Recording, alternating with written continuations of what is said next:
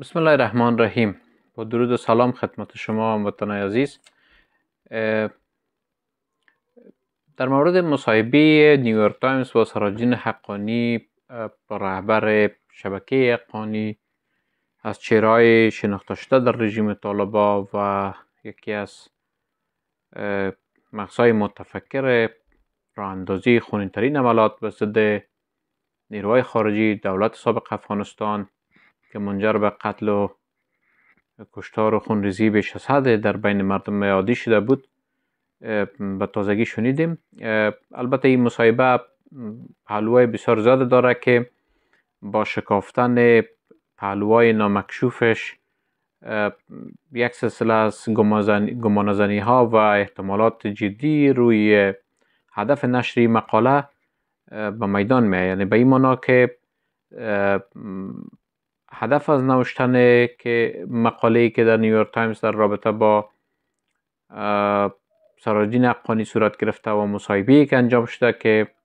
با گفته خود روزنامه تقریبا 3 ساعت دوام داشته، یک سلسله از تحولات و تغییراتی که قرار است در آینده بازی در میدان افغانستان به وجود بیاید شک و گمانایی را بالا میکشه. به این حساب تصمیم گرفتیم تا یک مقدار از جزئیات و محتویات مندرج این مصاحبه را به تحلیل و واقعی بگیریم و احتمالات یا داشته های برآمده یا نتایجی را که میتونیم از این مصاحبه بگیریم او را با شما شریک بسازیم. نیویورک تایمز با رهبر شبکه حقانی سراجدین حقانی که فعلا سرپرست وزارت داخلی رژیم طالبان است،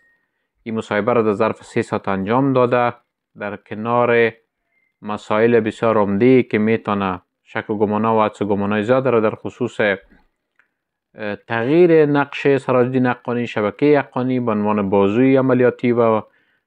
ماشین جنگی طالبان بالا بکشه، از نقش اعتدالگرایانه وی و از تلاش وی برای آوردن اصلاحات به گونه غیر معمول یاد میکنه که باعث شده تا تحلیلگرا و ناظرای وضعیت نسبت به این تغییر رادیکال و این چرخش 180 درجه‌ای شگفت زده بسازه. به این اساس است که تحلیلگرا و کسایی که شناخت دقیق از سراجدین حقانی، شبکه حقانی و تاریخچه شبکه دارند که در به اصطلاح در یک جمله کلی میتونیم بگویم یک ماشین ترور و آدم کشی بوده، بحثشان نیست یا نتیجه گیریشان نیست که شبکه حقانی به خصوص سراجدین حقانی هیچگاه قابل اعتماد نیست، چرا در آخرین تحلیل ممکن است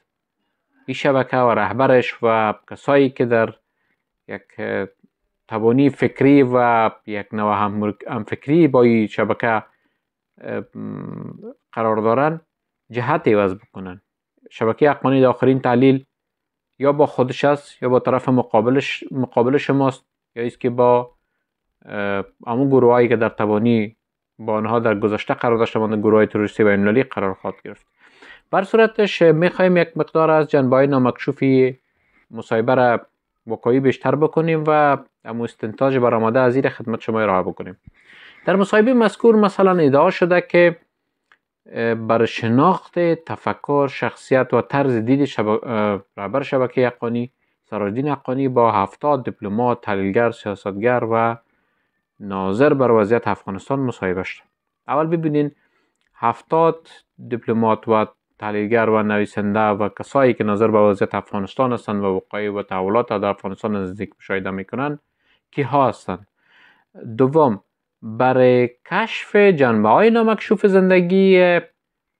سراجدین حقانی چی نیاز است تا با 70 نفر تحلیلگر به اصطلاح یا به زعم خود روزنامه نیویورک تایمز تماس گرفته شود؟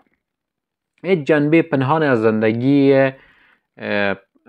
سراجدین حقانی وجود نداره به استثنای روابطی که به مرور زمان افشا شده میره، مخصوصا در قسمت تلاش وی برای جلب حمایت و لابیگری در جهت جلب حمایت کشورهای منطقه و فرامنطقه برای دور زدن همون کود نامرئی به نام هیبت الله و جایگزینی وی با خود شخص سراجدین حقانی. که البته با مرور زمان جنبه ها بیشتر مشخص میشه و واضح میشه، بقیه فعالیت، روزگار و گذشته سراجدین حقانی به همگان هویدا است. پس 70 نفره که با اینا مصاحبه شده تا در این مورد بیشتر معلومات کسب شود که ها هستن از یک طرف، و از طرف دیگه ایست که خب دیدگاه یا موقف اینا در قسمت سراجدین حقانی چگونه بوده. بر صورتش در لابلای خود مصاحبه وقتی شما متوجه میشین کدام جنبه منفی یا کدام دیدگاه مخالف خود شخصیت حقانی به میدان آورده نمیشه. به این معنا که با 70 نفری که مصاحبه شده در واقع اینا لابیگرا و کسایی هستند که از لحاظ فکری با شبکه حقانی یک نوع وابستگی دارن و یک نوع سمپاتی به اون نشان دادن. بر صورتش سراجدین حقانی به عنوان یک رهبر کم جرأت، کم حرف، دارای سطح سواد و دانش بسیار پایین، فقط یک رهبری کاریزماتیک در میان جامعه است. البته در میان او گروه یا او تعداد از افراد چشم بسته که به بدن خود بم بسته میکنن و خود انفجار میتن، شبکه حقانی مخصوصا سراجدین حقانی میتونه به عنوان یک الگو مورد نظر باشه، ولی برای بقیه جامعه افغانستان سراجدین حقانی به عنوان یک جنایتکار محسوب شده و کدام جایگاهی از لحاظ فکری و سیاسی در جامعه نداره. و زمانی که مسئله انتحار و جنگ و کشتار و ترور مطرح میشه، اسم شبکه حقانی بخصوص سراجدین حقانی به عنوان مغز متفکر راه اندازی خونترین عملیات در ذهن هر کدام ما تداعی میشه. وقتی ما به خود شخصیت و به جنبه های شخصیتی خود سراجدین حقانی نگاه میکنیم، به خوبی از لحاظ روانشناسی درک میکنیم که سراجدین حقانی به عنوان یک مهره دستین شده که فاقد کدام بینش سیاسی است تانسته به عنوان یک رهبر در رأس یک گروه تروریستی قرار بگیره، گروهی که فقط با ابزارهای کشتن و قتل و قتال بیشتر آشنایی دارند تا اینکه بتوانند یک بینش و یک رویکرد سیاسی را پیشنهاد بکنند. تلاش خود روزنامه در لابلای این مصاحبه ای بوده تا از شخصیت سراجدین حقانی به عنوان یک چهره تاثیرگذار، میانه‌رو، اصلاح طلب، اعتدالگرا یاد بکنه و او را در واقع به عنوان یک امید برای آوردن تغییرات بنیادی در میان سیاست‌های رادیکال طالبان معرفی بکنه. همچنان در مصاحبه تلاش شده تا همونطور گفتم سراجدین حقانی چهره معتدل، تحول طلب و پیام‌آور اصلاحات در میان طالبان مطرح شود. و جنبه دیگری را که مقاله در واقع کشف میکنه و اوریان میسازه ایست که ما دو نوع از طالب در میدان داریم به زعم خود روزنامه. یک طالب بد است که طالب رادیکال است و حلقه هیبت الله و سایر علاقاتتون را و افراطی در محور این تفکر با هم یک نوع همگرایی و تبانی دارن، و یکی طالب خوب است که به عنوان طالب میانه‌رو، اعتدالگرا و اصلاح طلب و پیام‌آور صلح و اصلاحات میتونه بین طالبا تقسیم بندی شود. که از این جمله اینا از 3 ذل ملا یعقوب وزیر دفاع طالبا، ملا برادر معاون سیاسی نخست وزیر طالب ها و سراجدین حقانی به عنوان یک چهره به شدت مطرح در تصمیم گیری های طالبا یاد شد. یعنی خود تقسیم بندی خوب و بد حقانی ها در واقع نشان میده که بازی کماکان با کارت طالب جریان داره و با تقسیم بندی خود طالب با خوب و بد از یک طرف زمینه را برای یک کودتای درونگروهی مساعد میسازند و از طرف دیگه یک وزن و طول و ترازویی از وضعیت میکنند تا عناصر ایکس و وای از هم جدا بسازند و در صورت نیاز بتونن ایکس با وای با ایکس از میدان حذف بکنن. همچنان در مصاحبه تلاش شده تا همانند طرفدارای گذشته و در امتداد بازی‌های گذشته یک نوع خوشبینی نسبت به وضعیت افغانستان تحت کنترل طالبان به وجود بیارن با بیان و اذعان این مسئله که خب در بین طالبان آدمای خوبی هم هستن مثل سراجدین حقانی و سایر و دو چهره دیگه قبلا نام برده ملا یعقوب و ملا برادر که میتونن برای آینده افغانستان امیدوار کننده باشه. سراجدین حقانی که تا امروز به ارزش 10 میلیون دلار جایزه بالایش تعیین شده و متهم به راه اندازی خونین‌ترین عملات در برابر مردم بیگناه و یا نیروهای خارجی و دولت سابق افغانستان است، چطور میتونه به عنوان یک چهره خوبی از طالبان در میدان ترسیم شود و تلاش صورت بگیرد تا از این فرد تندرو رادیکال و افراطی به عنوان یک چهره میانرو استنباط صورت بگیره و تلاش ها به جهت جلب حمایت برای شبکه حقانی مخصوصا سراجدین حقانی جلب شود. در گزارش همچنان یاد شده که حقانی ها مخصوصا جلال الدین حقانی پدر سراجدین حقانی از دوران جهاد با آمریکایی ها مخصوصا با CIA ارتباطات بسیار گسترده داشت. رقم انگفتی از کمک ها را دریافت میکرد. این ارتباطات حتی تا زمان روزهای اولی حضور آمریکایی در افغانستان ادامه داشت و حقانی ها در 2004 تلاش کردند تا با نوع طرح آشتی و مسامحه از جنگ دست بکشند و در نظامی را که آمریکایی در افغانستان حاکم ساخته بودند در اون نظام اینا شریک باشند، ولی به گفته خود روزنامه این طرح از طرف آمریکایی به خاطر ادامه بازی رد میشه و شبکه حقانی به عنوان یک بازی قدرتمند نظامی در جهت ایجاد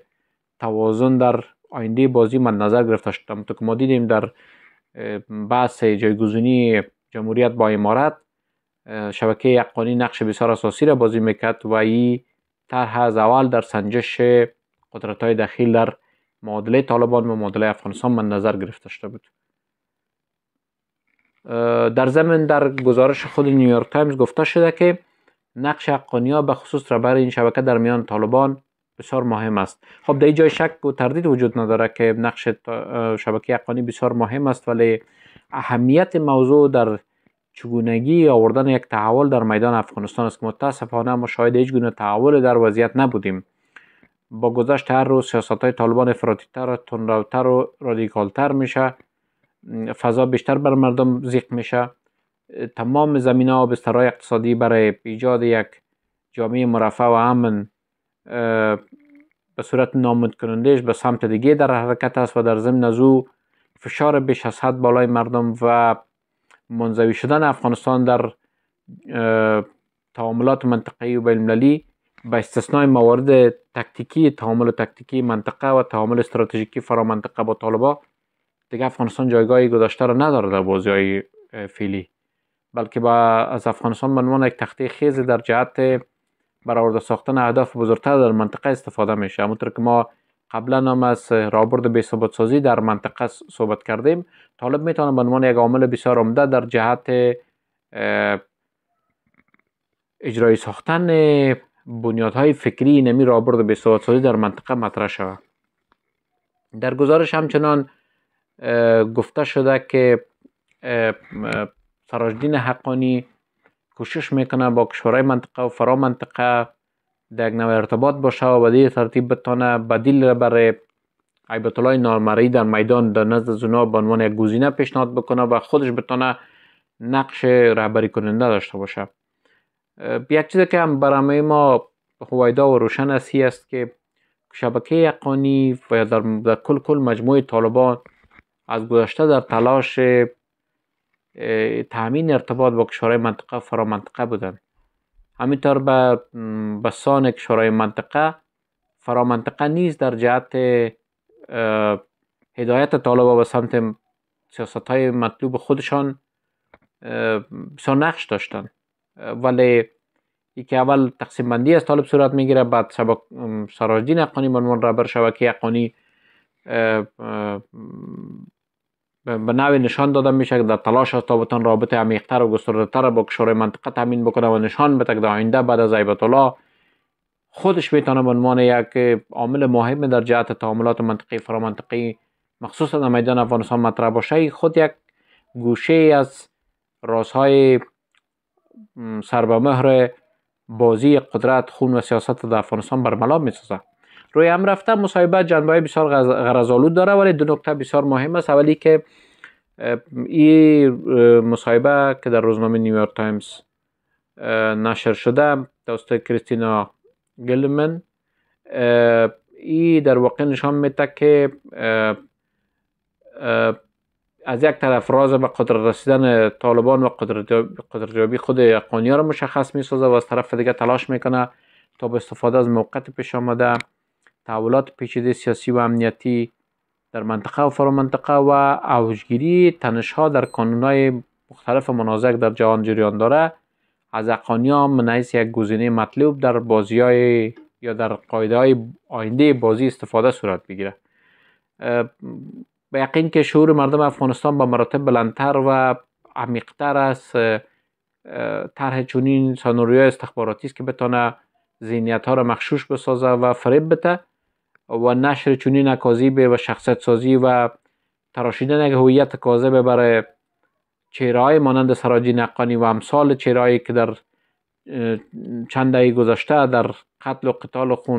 خونریزی دست داشتن نمیتونه موثر واقع شود و مردم میتونن در جهت یا مردم توانایی درک از این دارن تا پشت ورق این بازی‌های استخباراتی را بخوانند و در جریان قرار بگیرن که در آینده قرار است چه سناریوهای خونین بالای افغانستان تطبیق شود. تا دیدار بعد، خدا نگهدار.